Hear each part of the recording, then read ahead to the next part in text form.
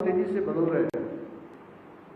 जैसे जैसे ज्ञान, विज्ञान, एआई, इनोवेशन, टेक्नोलॉजी आगे बढ़ी है, तो उसके साथ साथ डिजिटल प्लेटफॉर्म, सोशल मीडिया एवं एक नई तकनीकी ने पत्रकारिता को भी नई दिशा प्रदान की है।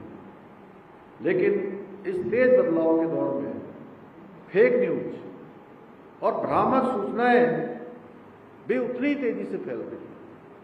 ये हमारे लिए बहुत बड़ी चुनौती है। ऐसे समय में जनता तक सही बात पहुंचे, निष्पक्ष तरीके से पहुंचाने की जिम्मेदारी हमारे पत्रकार साथियों के कंधों पर है। बहुत बार फैब्रिकेटेड चीजें नीचे तक पहुंचाकर लोगों के बीच में असमंजस फैलाने का काम भी होता है, अफवाह फैलाने का काम भी होता है, एक फैब्रिकेटेड माहौल बनाया जाता है। ये हम सब की जिम्मेदारी है कि जनता भ्रमित न हो और लोकतंत्र को भी मजबूती मिले।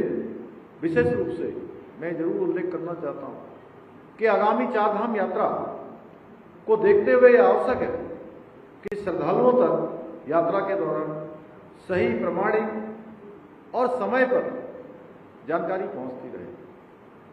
ये संदेश जाना चाहिए कि पूरी तरह से चारधाम यात्रा के लिए हमारे सभी चार धामों के लोग, प्रदेश के लोग, स्टेक होल्डर, हितधारक, जब कई बार मुझे लोग कहते हैं कि यात्रा प्रशासन करवाता है, सरकार कराता है, हमारे जिलाधिकारी यहाँ पर खड़े हैं, तब मैं कहता हूं कि सरकार एक कोऑर्डिनेटर है इस यात्रा की।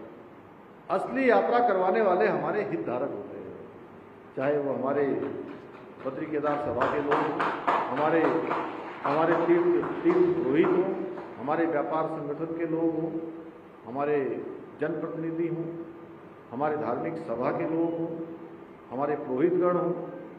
उन सब के माध्यम से सच में ये यात्रा संचालन का काम होता है। इसलिए किसी भी प्रकार की अफवाह या भ्रामक सूचना से बचने के लिए ये जरूरी है कि हमारे पत्रकार साथियों की इसमें बहुत बड़ी भूमिका है। यात्रा सुचारू रूप से हो, सुरक्षित हो, ये हम सबका दायित्व है। इसके साथ साथ ये भी संदेश जाना चाहिए कि हम सब लोग पूरी तरह से तैयार हैं। अभी मिडिल एशिया के क्षेत्रों में जो युद्ध की स्थिति है, उसके कारण से बहुत सारी जगह पर इस प्रकार की बातें भी गई हैं कि यात्रा में कहीं कोई व्यवधान तो नहीं है, यात्रा में कोई कठिनाई तो नहीं है। तो मैंने अनेक प्लेटफॉर्म पर यह बिल्कुल स्पष्ट कर दिया है कि हमारे यहाँ यात्रा में किसी भी प्रकार की कोई परेशानी नहीं है। हम एक भी श्रद्धालु जो देश और दुनिया से आएगा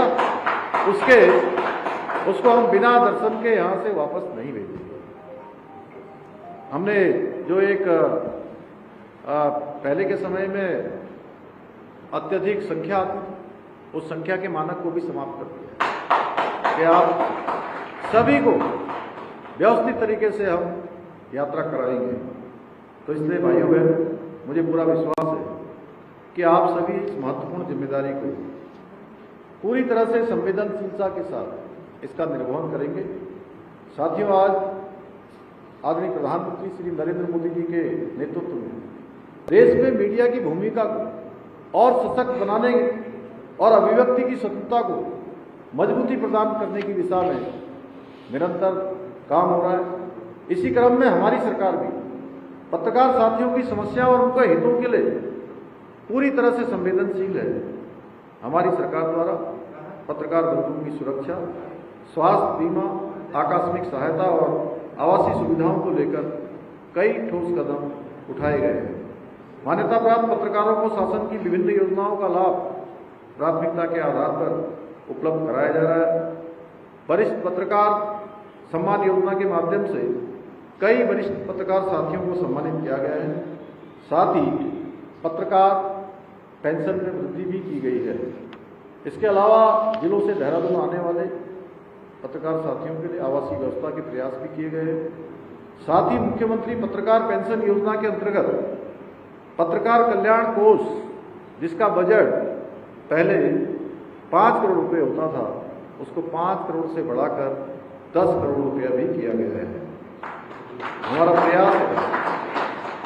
प्रयास है कि उत्तराखंड जनसंचार के क्षेत्र में भी एक अपनी मजबूत पहचान स्थापित करें। इस दिशा में मीडिया सेंटरों के आधुनिकीकरण, प्रेस क्लबों के सशक्तिकरण पर कार्य किया जा रहा है। मेरा मानना है कि आप सभी के सहयोग और मार्गदर्शन से आने वाले समय में उत्तराखंड पत्रकारिता के क्षेत्र में भी नए मानदंड स्थापित करने में सफल होगा। साथियों, हमारी सरकार उत्तराखंड को देश का श्रेष्ठ राज्य बनाने के अपने विकल्प रही संकल्प के साथ निरंतर कार्य कर रही है। मुझे पूरा विश्वास है कि इस संकल्प को पूरा करने में आप सभी, हमारे मीडिया जगत के सभी बंधुओं का, सभी भाई बहनों का, हमें इसी प्रकार आप सबका निरंतर सहयोग मिलता रहेगा। साथियों, मैं इस जिम्मेदारी पर होने के साथ साथ, मुख्यमंत्री की जिम्मेदारी पर होने के साथ साथ मैं पत्रकारिता का विद्यार्थी भी रहा हूँ। मैंने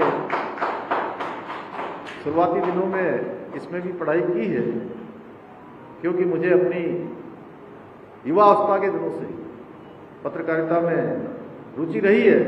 इसलिए मैं आप सभी को ये विश्वास दिलाता हूँ कि हमारी सरकार आपकी स्वतंत्रता, सुरक्षा और सम्मान के प्रति सदैव प्रतिबद्ध रहेगी। मैं जानता हूँ बहुत परेशानियों में आप सबको काम करना पड़ता है, बहुत कठिनाइयों में काम करना पड़ता है, बहुत सीमित संसाधनों में काम करना पड़ता है।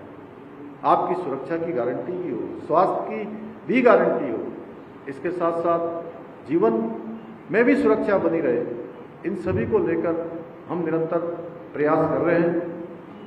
आपके मांग पत्र के अनुसार आज जो मुझे मांग पत्र दिया है, यथाशीघ्र उस पर उसका परीक्षण करवाकर यथाशीघ्र उस पर आगे काम किया जाने का पूरा प्रयास किया जाएगा कि उसमें से अधिकांश चीज़ें जो वास्तविक धरातल पर उतर सकती है, उन सभी को वास्तविक धरातल पर उतारा जाए।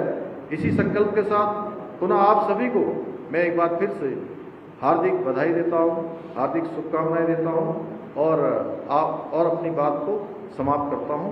धन्यवाद।